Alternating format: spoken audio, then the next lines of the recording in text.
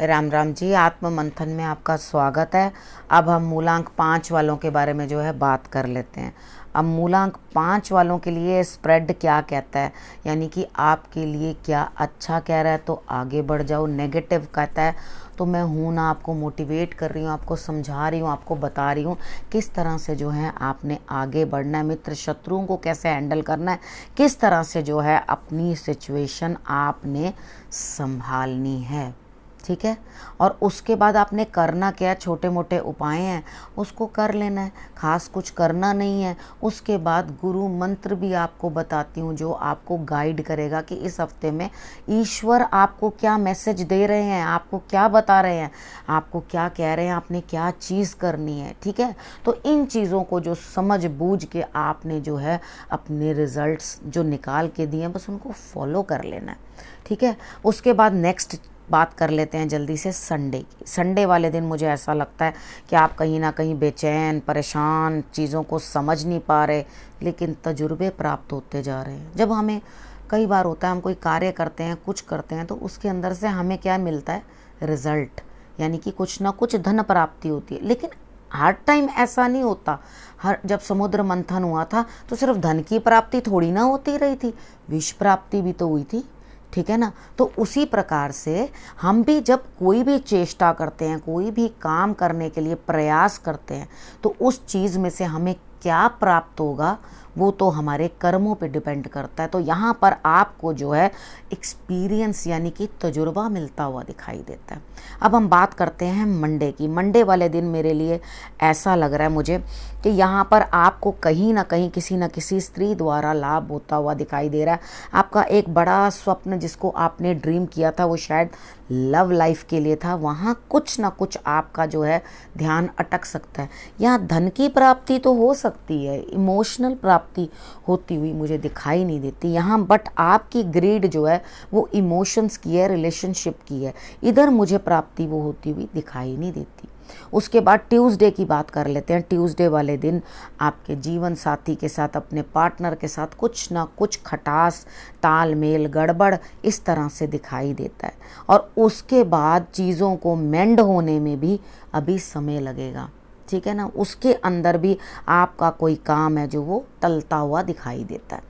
हम बात कर लेते हैं वेडनेसडे की। वेडनेसडे वाले दिन मुझे ऐसा लगता है कि अभी आपको सब्र रखना पड़ेगा। आप जिस चीज़ की चेष्टा, जिस चीज़ की उम्मीद कर रहे हैं वो अभी आपकी पूर्ण होती हुई दिखाई नहीं देती। ग्रोथ तो शुरू हो गई है, लेकिन कितनी बार होता है वो ग्रोथ तो शुरू हो जाती है लेकिन वो प्राप्ति नहीं हो पाती। तो हमने क्या करना है, यहाँ पर प्राप्ति करने की चीज़ों की कोशिश करनी है। उसके बाद सब्र रखना है।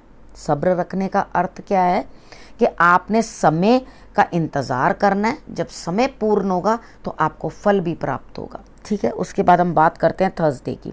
थर्सडे वाले दिन आपके जीवन साथी के साथ आपके संबंध अच्छे, प्रेम संबंध अच्छा, पार्टनरशिप में आपका अच्छा रहने वाला है। और उसके बाद आपके लिए क्या रहने वाला है कि आप खुद अपने किसी कार्य के अंदर अपनी ऊर्जा, अपनी समझ, अपनी क्रिएटिविटी यानी कि रंग भरने वाले हैं आप अपने रिलेशनशिप के अंदर। तो लग जाइए, शुरू हो जाइए। थर्सडे का दिन आपके लिए बहुत बेहतर है। उसके बाद हम बात करते हैं फ्राइडे वाले दिन की। फ्राइडे वाले दिन मुझे ऐसा लगता है किसी न किसी की कॉल, किसी न किसी से बातचीत और कार्य पूर्ण होते हुए दिखाई देते हैं शुक्रवार वाले दिन। ठीक है। और आपने करना क्या है, कुछ खास नहीं, सिर्फ आपने भगवान जी को जो है पौधों को पानी दे देना और भगवान जी को फूल चढ़ा देना, बस, जिनको भी आप मानते हैं। उसके बाद बात करते हैं सैटरडे की। सैटरडे वाले दिन आप नेगेटिविटीज़ को दूर करते हुए दिखाई देते हो।